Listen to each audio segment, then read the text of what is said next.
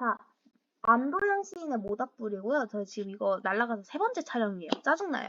자, 모닥불은 피어오른다. 뭔가 상승의 이미지네. 모닥불이 피어오른데 어두운 청가시장 기퉁이에서. 청가시장이라는 거는 과일시장을 의미하는데 이게 어둡대. 그리고 귀퉁이래.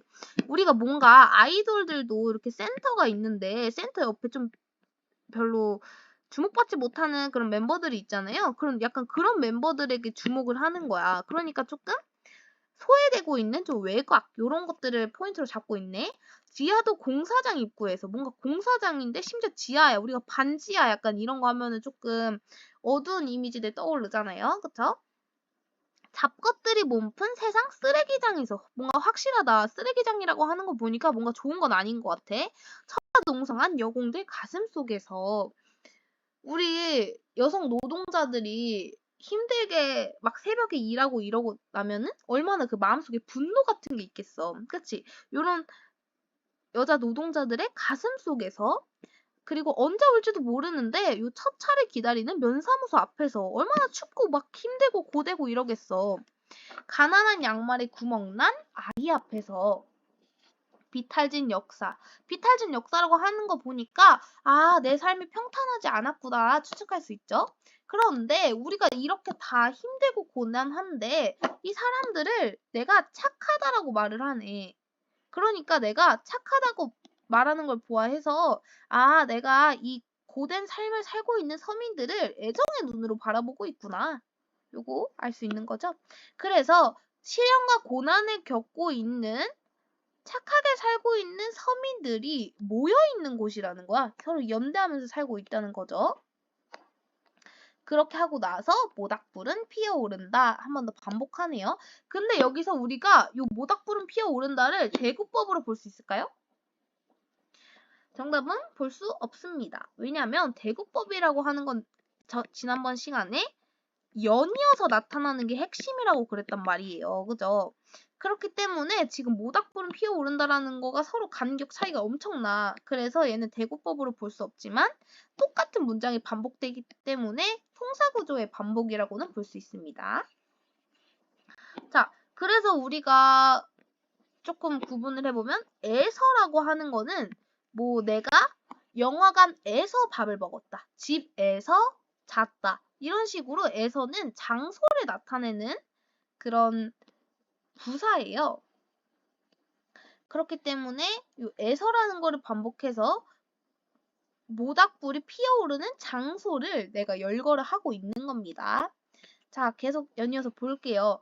얼음장이 강물 위에 눕는 섣달에 어때? 졸라 추울 땐 거죠? 낮도 밤도 아닌 푸른 새벽에 뭔가 애매해. 동트기 10분 전에. 예를 들어 내가 뭐 여행이라는 걸 좋아해. 여행 가기 전에면은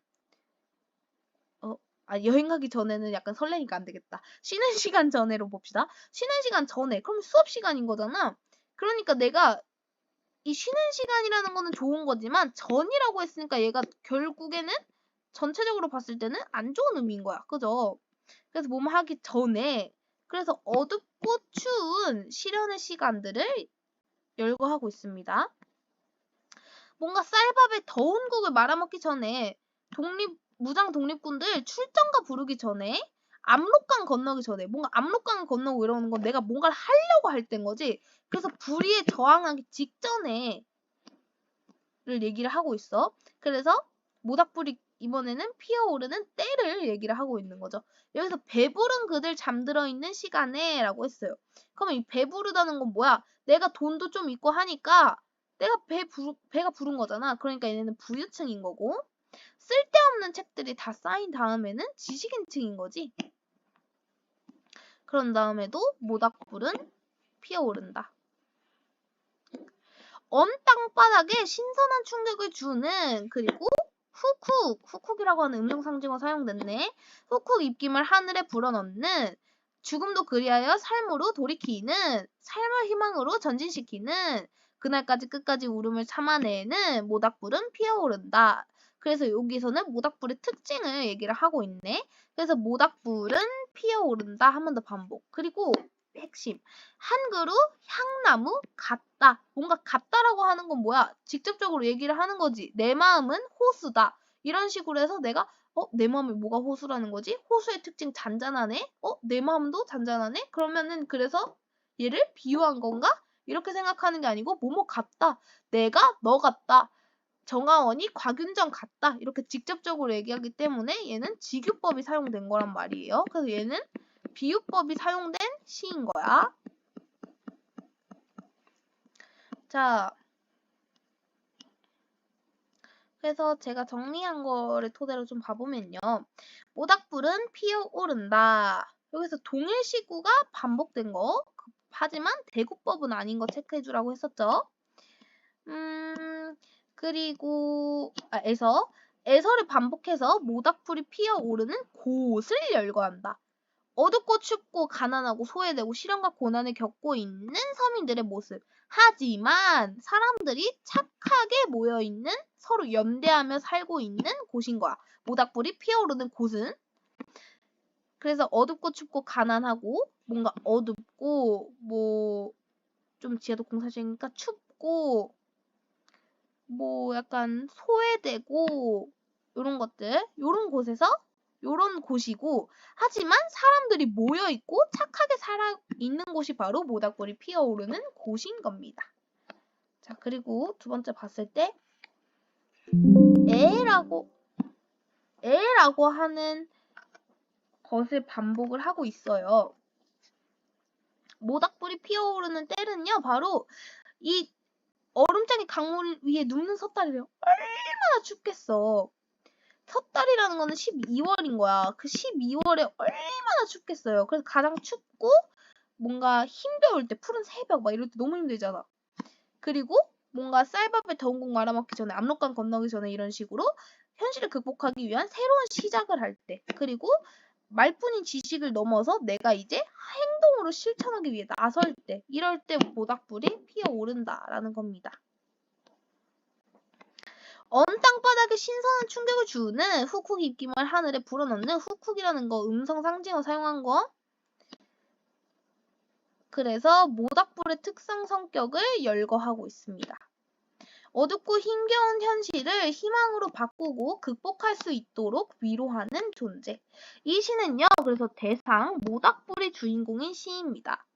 화자는요, 대상이 모닥불이 어디에서, 에서라고 하는 거 반복했었고, 언제, 에라고 하는 거 반복됐었죠. 를 이야기하고 있고, 특정 장소나 시간에 피어오르는 뭐야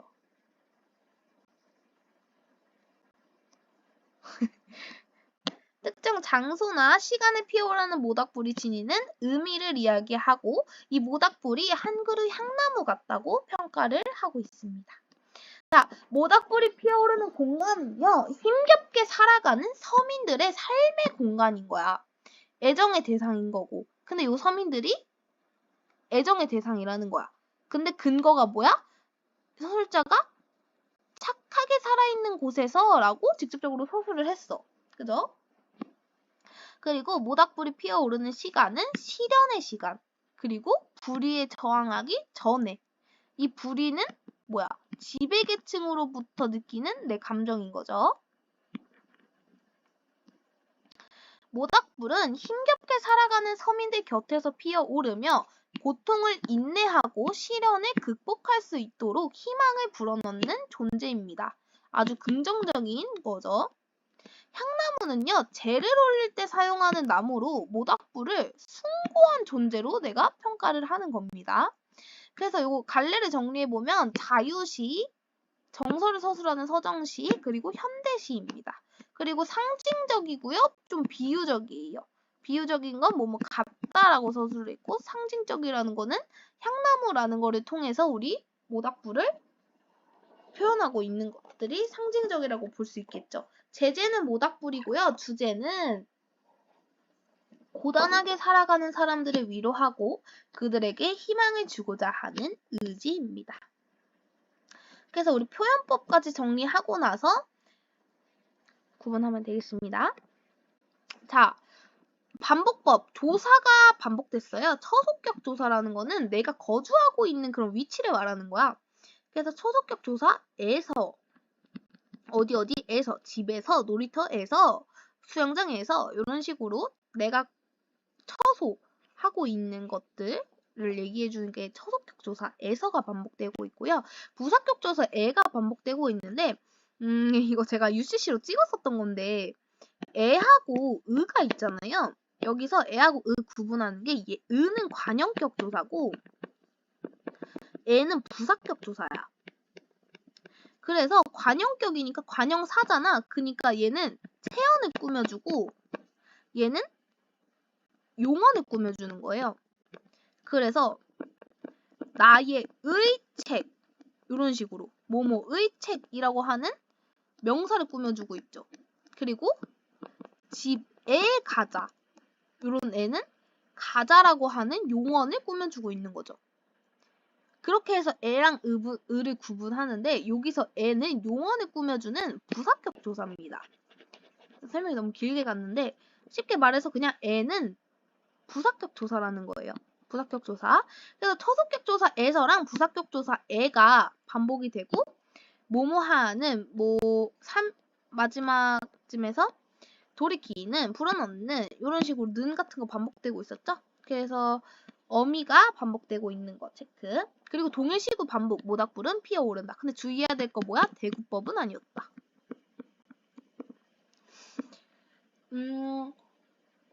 이렇게 동일시구를 반복하게 되면 의미가 강조되고 의미가 반복하기 때문에 운율이 형성되고 그렇기 때문에 고정된 위치에 반복하기 때문에 구조적 안정감을 부여한다. 여기서 보면은 모닥불은 피어오른다가 그냥 반복되고 있는 게 아니야. 계속해서 뭔가 그 구조적으로 안정된 위치에, 고정된 위치에 반복되고 있단 말이에요. 약간 뭐뭐에서라고 하는 처속격 조사가 반복된 그 후에, 그 끝난 다음에 다시 에라고 하는 부사격 조사가 반복되기 직전에 그리고 또 는이라고 하는 어미가 반복된 후에 이런 식으로 얘네 나름대로 구조적 고정된 위치에 반복되면서 구조적 안정감을 부여한다는 거. 그리고 도치법이 사용됐어요. 도치법은요, 일반적인 문장 배열의 순서를 뒤바꾸는 거야. 쉽게 말해서 나는 너를 좋아한다. 그러면 주어, 목적어, 동사 이렇게 되는 거죠. 근데 영어에서는 뭐야? I love you인 거야. 나는 주어, 동사, 목적어 이건 거지. 이런 게 바로 어순이 바뀐 형태잖아요. 그래서 내가 강조하기 위해서 나는 좋아한다. 나는 내가 좋아한다라는 걸 강조하고 싶어 내가 먼저 말한 거야. 나는 좋아한다. 너를 이런 식으로 이렇게 강조하기 위해서 순서를 뒤바꾸는 게 바로 도치법인데요. 원래 일반적 어순은 어두운 청가시장 귀퉁이에서 모닥불이 피어오른다가 일반적인 어순이라면 여기서는 모닥불은 피어오른다. 어두운 청가시장 귀퉁이에서 이런 식으로 하고 있어서 도치법을 사용했다는 거. 그리고 열거법. 아까 전에 제가 계속 에서 이런 식으로 열거하고 있다. 모닥불이 피어오르는 장소를, 또 모닥불이 피어오르는 때를, 또 모닥불의 특성을 이런 식으로 열거하고 있었던 거. 그리고 관념의 구체화, 그냥 쉽게 말해서 비유법이 사용됐다는 건데요. 향나무를 모닥불 같다고 표현하면서 향나무를 모닥불에 비유했다. 이렇게 생각하시면 되고 음성상징어 훅훅이라는 거 사용한 거 체크해 주시면 되겠습니다. 이렇게 해서 안도현의 모닥불과 백석 모닥불까지 살펴봤고 다음에는 둘을 적용해서 문제를 풀어보겠습니다.